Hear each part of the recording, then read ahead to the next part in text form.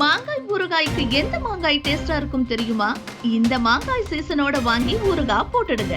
மாம்பழ சீசன் வந்துவிட்டது என்றாலே பலருக்கு பெரிய சந்தோஷம். விறுவிறுப்பாக கிடைக்கும் பல்வேறு வகை பழுத்த மாம்பழங்கள் சின்ன குழந்தை முதல் பெரியவர்கள் வரை எல்லோரையும் கவரும். மாங்காயை வெட்டி நேரடியாக சாப்பிடலாம். ஜூஸ், ஷேக், ஸ்மூதி, ஐஸ்கிரீம் என எண்ணற்ற வகைகளில் பயன்படுத்தலாம். இதோடு மாங்காயை வைத்து செய்யும் சட்னி, ஊறுகாய், மாங்காய் பச்சடி போன்றவை ஒரு பக்கம் இருக்க, அதிகரித்து வரும் ரெடிமேட் ஊறுகாய்கள் சந்தையில் பரவலாக விற்கப்படுகின்றன. இவற்றின் சுவை வீட்டில் செய்யும் ஊறுகாய்க்கு கிடையாதா என்று பலரும் சந்தேகிக்கிறார்கள். உண்மையில் வீட்டில் செய்யும் ஊறுகாய் சுவையாக வரவில்லை என நினைக்கும் இடத்தில்தான் குற்றம். உப்பு, எண்ணெய், மசாலா ஆகியவற்றின் அளவில் தான் இருக்கிறது. இதை சரியான முறையில் செய்வது மிகவும் முக்கியம். பலர் சந்தையில் வாங்கும் ரெடிமேட் ஊறுகாய்களில் அதிக எண்ணெயும் அதிக காரமும் இருப்பதை கவனித்திருப்பீர்கள். இது ஆரோக்கியத்திற்கு சிறந்ததல்ல. எனவே வீட்டிலேயே முயற்சி செய்வது சிறந்தது. ஆனால் அதற்காக ஏதேனும் மாங்காயை எடுத்து வைத்தால் போதுமா?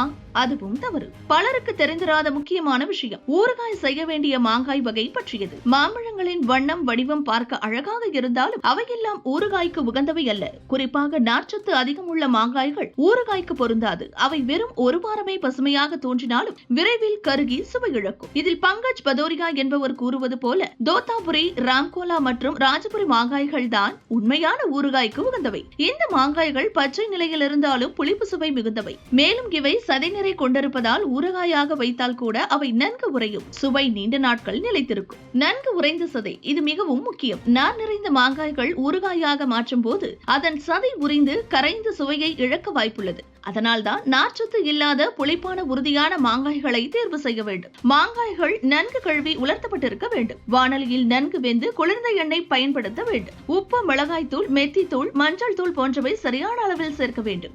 மிகுந்த எண்ணெய் மற்றும் காரத்தை தவிர்த்து உங்கள் சுவைக்கு ஏற்ப அளவுகளை சரி செய்தல் வேண்டும். இறுக்கமான ஈரமல்லாத ஜாடியில் ஊறுகாய் வைத்தால் அது நீண்ட நாட்கள் கெடாது. மாங்காய் ஊறுகாய் செய்வது சற்று பொறுமை தேவைப்படும் வேலைதான். ஆனால் அதனை முறையாக செய்வதன் மூலம் சுகாதாரமாகவும் சுவையாகவும் அதிக நாள் பாதுகாத்துக் கொள்ளக்கூடிய உணவாகவும் பெறலாம். வீட்டிலேயே செய்யும் ஊறுகாய் உங்கள் குடும்பத்தின் ஆரோக்கியத்தையும் பாதுகாக்கும். மேலும் உங்கள் கையில் உள்ள மசாலா மற்றும் எண்ணெய் அளவை நீங்கள் கட்டுப்படுத்திக் கொள்ள முடியும் என்பதால் ஆரோக்கியமான தேர்வாக அமையும். இந்த முறை வீட்டில் செய்ய முயற்சி செய்து பாருங்கள். உங்கள் வீட்டில் செய்யும் ஊறுகாய் சந்தையில் வாங்கும் ஊறுகாயை விட சுவையாக இருக்கும் என்பதில் சந்தேகமில்லை. நீங்கள் வீட்டில் செய்து பார்த்திருக்கிறீர்களா?